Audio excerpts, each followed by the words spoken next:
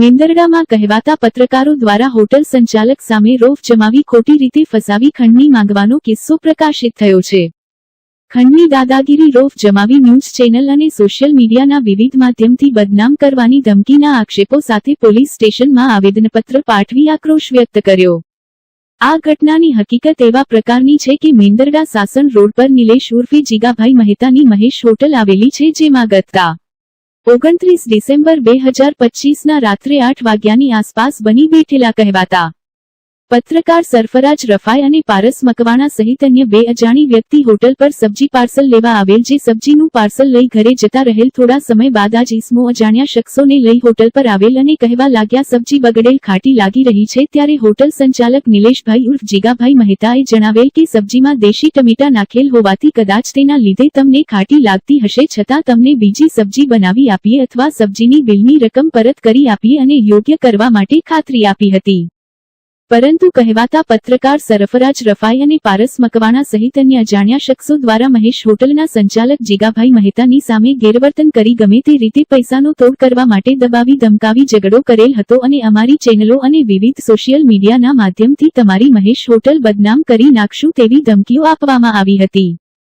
ત્યારે આ ઘટના થતા મેંદરડા શહેરમાં ઘેરા પ્રત્યાઘાતો સાથે રોષ ભભૂકી ઉઠ્યો હતો અને મેંદરડા શહેરના તમામ વેપારી એસોસિએશન, રાજકીય આગેવાનો, વિવિધ સામાજિક સેવાકીય પ્રવૃત્તિ કરતી સંસ્થાઓ સહિતનાઓ દ્વારા તા દશાંશ 1/2026ના રોજ એક બેઠક યોજાઈ હતી અને નક્કી કરવામાં આવેલ હતું કે કહેવાતા પત્રકાર ઇસમો સામે કાયદાકીય કાર્યવાહી કરવા માંગ કરાઈ હતી। ઉપરોક્ત બાબતે બેઠક યોજાયા બાદ વેપારી એસોસિએશન, રાજકીય આગેવાનો, વિવિધ સંસ્થાના આગેવાનો સહિત બહોળી સંખ્યામાં લોકો દ્વારા મેંદરડા પોલીસ સ્ટેશન પર જઈ લેખિત આવેદનપત્ર આપેલ હતું અને માંગ કરાઈ હતી કે બની બેઠેલા કહેવાતા પત્રકારો વિરુદ્ધ કાયદાકીય પગલાં લઈ ધોરણસરની કાર્યવાહી તાત્કાલિક કરવામાં આવે તેવી માંગ કરવામાં આવેલ અને છેલ્લે ચીમકી ઉચ્ચારવામાં આવેલ છે કે અમારી માંગ મુજબ કાયદાકીય કાર્યવાહી અને પગલાં લેવામાં નહીં આવે તો ગાંધીજી ચિંધ્યા માર્ગે ના છૂટકે આંદોલન કરવાની ફરજ પડશે। रिपोर्ट कमलेश मेहता मेंदरडा।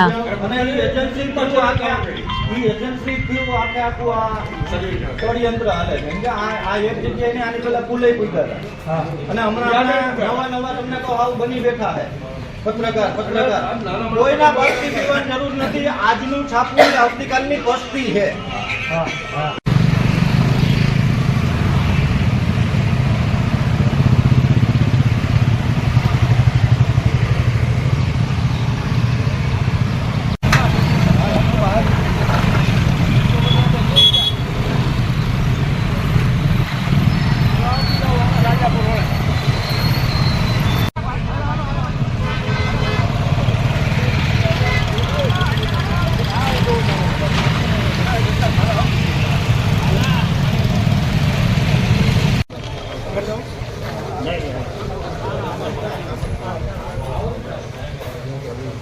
तो ले जाओ।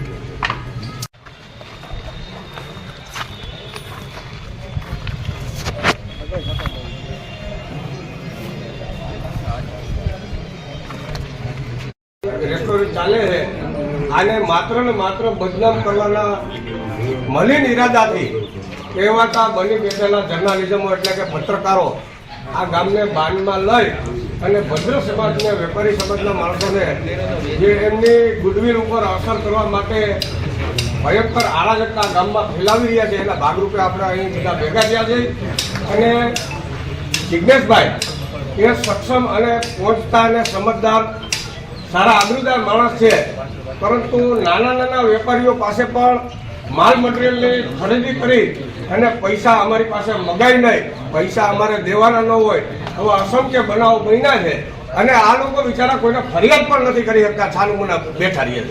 कहेवानो मारो भावार्थ ए छे के पत्रकार एटले आ देशनी त्रीजी जागीर छे। लोकोना प्रश्नो उजागर करवा, लोकोनी समस्या, लोकोनी पीड़ाओ, लोकोनी જે વ્યથાઓ છે રજૂ કરવાની છે, નહીં કે લોકોની સામે લૂંટ ચલાવવાની, લોકોને હેરાન કરવાના। બની બેઠેલા પત્રકારો આનંદભાઈ મકવાણા અને એની ટોળકી આ લોકો ખોટા બધા વેપારીઓને હેરાન કરે છે. સરફરાજભાઈ અને બીજા 2-3 અજાણ્યા ઈસમો આ લોકો ખોટી રીતના વેપારીઓને એમ કેમ પ્રકારે હેરાન કરી અને પૈસાના તોડની જ બાબત આવે છે. બધા વેપારીઓએ નક્કી કર્યું છે કે આ છાપાનો બહિષ્કાર કરવો. જો નહીં આવે તો આવનારા સમયમાં ગામ પણ બંધ રાખશું.